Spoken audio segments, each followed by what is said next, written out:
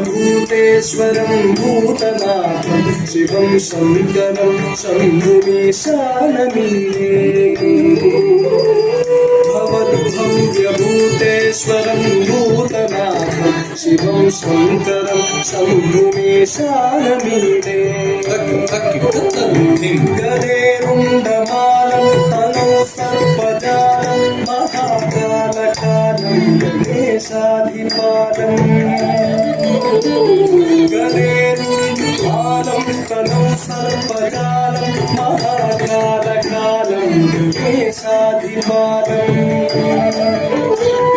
जटाजूटगङ्गोत्तरङ्गैर्विशिष्य शिवं शङ्करं शम्भुमीशानमीडे जटाजूटगङ्गोत्तरङ्गैर्विशिष्य शिवं शङ्करं शम्भुमीशानमीडे स्वयं यत्प्रभाते नरशूलपाणे पठेत् स्तोत्ररत्नं बृहत्काव्यरत्नम् स्वयं यत्प्रभाते नरशूलपाणे पठेत् स्तोत्ररत्नं बृहत्काव्यरत्नम्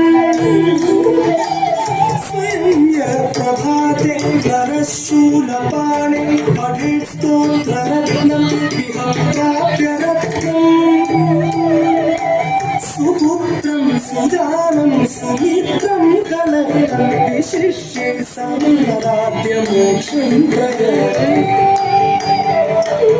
सुपुत्रं सुजानं सुमित्रं कलत्रं विशिष्ये समाराध्य मोक्षं प्रयते